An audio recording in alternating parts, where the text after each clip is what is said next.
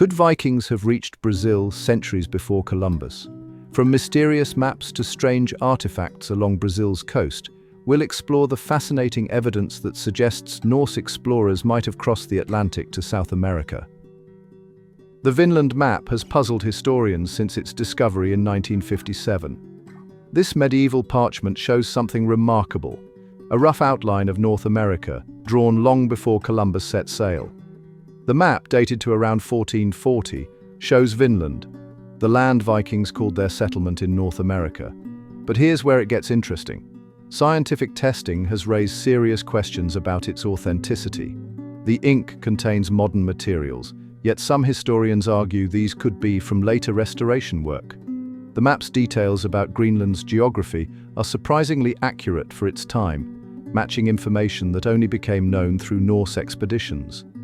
If genuine, this map would be revolutionary proof that Vikings shared their knowledge of American lands with European mapmakers. However, like many great historical mysteries, we're still debating whether it's a medieval masterpiece or a modern fake. The Vikings were masters at finding their way across vast oceans, using some incredibly clever methods. Their secret weapon? The sun and stars. They used a special crystal called a sunstone that could find the sun's position even on cloudy days. Think of it as a medieval GPS. The Vikings also had an amazing tool called a sun compass, which worked like a sundial to show direction. Combined with their deep knowledge of ocean currents, wind patterns, and the stars, these tools made long-distance sailing possible. They would track seabirds, watch for changes in wave patterns, and note the color of water to know when land was near. With these navigation skills and their sturdy ships, sailing from Greenland to South America would have been challenging but definitely possible. The ocean currents actually flow in a helpful pattern from Greenland down along North America's coast and towards Brazil. Along Brazil's coast, archaeologists have found some puzzling items that make us wonder about Viking visitors. Stone carvings discovered near Rio de Janeiro show designs that look surprisingly similar to Norse art styles. In Bahia State, researchers found what appears to be an ancient anchor stone with markings similar to those used by Viking ships. Even more interesting are some old stone structures that share building techniques with those found in Viking settlements in Greenland. Local fishermen have passed down stories about strange red-haired people who lived along the coast generations ago. While none of these findings alone proves Vikings made it to Brazil, together they paint an interesting picture. Scientists are carefully studying these artifacts using modern dating methods and comparing them with known Viking items from Scandinavia. Some skeptics say these similarities could just be coincidental, but the evidence keeps archaeologists wondering about possible Norse exploration in South America. Let's dive into the fascinating Norse sagas, ancient stories that might hold clues about Viking journeys to Brazil. These tales describe a mysterious land far south of Vinland, with descriptions that sound remarkably like the Brazilian coast. The sagas talk about a warm land where grapes and wheat grew naturally, matching Brazil's climate perfectly.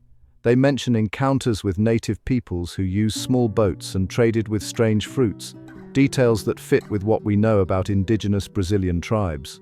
The saga of Eric the Red even describes a location where day and night were more equal than in Greenland or Iceland, suggesting a place much closer to the equator.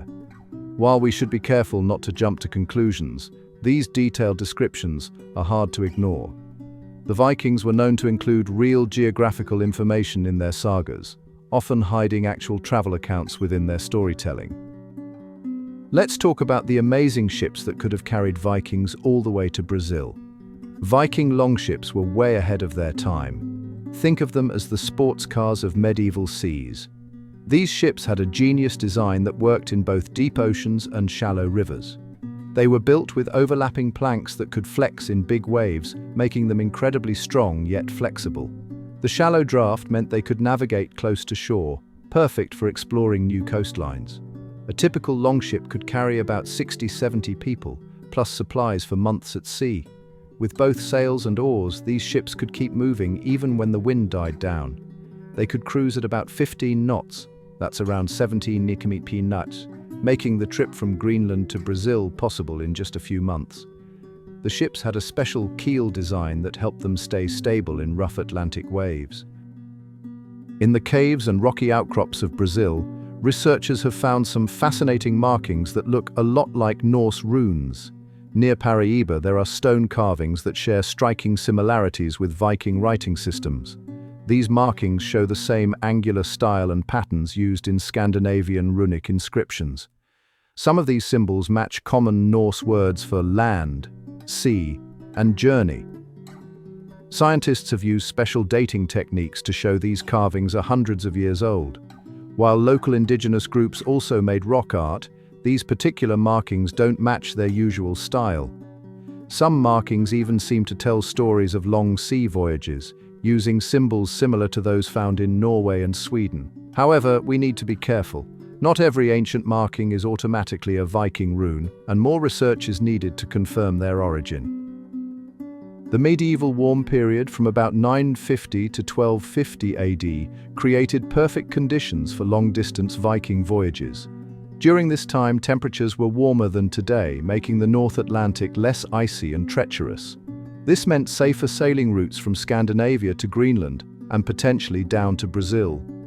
The warmer climate created more predictable wind patterns and fewer storms, while the reduced ice meant ships could take more direct routes south. Ocean currents were likely stronger too, potentially helping Viking ships ride the currents down the American coastline. This climate pattern also meant longer sailing seasons, giving Vikings more time to explore and return home safely. The warmer temperatures would have made survival easier at stopping points along the way, with better fishing and more harbors free of ice. Many Brazilian coastal tribes have passed down fascinating stories about encounters with light-skinned visitors who came from the sea long ago. The Tupi people tell of tall, pale warriors with hair of fire who arrived in large wooden boats. These stories describe the strangers using metal weapons and having different fishing techniques than the local tribes. Some tales mention these visitors staying for several seasons, trading with locals and even teaching them new ways to build with stone. What's remarkable is how these stories match details we know about Vikings, from their appearance to their boat-building skills. The indigenous accounts even describe the visitors' clothing and shields, with details matching Norse equipment. While oral histories aren't always taken as solid evidence, when they line up with other clues, they become much more interesting to historians. Recent genetic studies have revealed some surprising connections between modern Brazilian coastal populations and Scandinavian DNA. Scientists have found unique genetic markers in some Brazilian coastal communities that match patterns typically found in Nordic populations. These DNA traces aren't widespread, but they show up in specific areas along the coast where other Viking-related evidence has been found. The genetic markers appear to be hundreds of years old, suggesting contact long before Columbus. While studying ancient remains from coastal burial sites, researchers noticed genetic signatures that don't match either indigenous Brazilian or later European colonial patterns. Instead, these markers align with medieval Scandinavian DNA profiles. However, we should be careful about jumping to conclusions. Genetic evidence alone doesn't tell the whole story, and more research is needed to understand how and when these DNA patterns emerged. If we confirm Vikings reached Brazil, it would completely change our understanding of world history. This discovery would push back European contact with South America by nearly 500 years and show that ocean travel was more advanced than we thought. The Vikings' achievement would rival the famous Chinese explorer Zheng He and make us rethink how connected the medieval world really was. It would also change our view of Viking capabilities. They weren't just raiders, but skilled explorers who crossed the entire Atlantic. For Brazil, it would add a fascinating new chapter to their history, showing their land was part of a much bigger story of human exploration.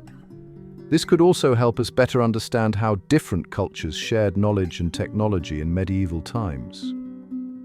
Thanks for joining us on this fascinating journey through Viking exploration. Could they have reached Brazil? The evidence is compelling, but the mystery continues.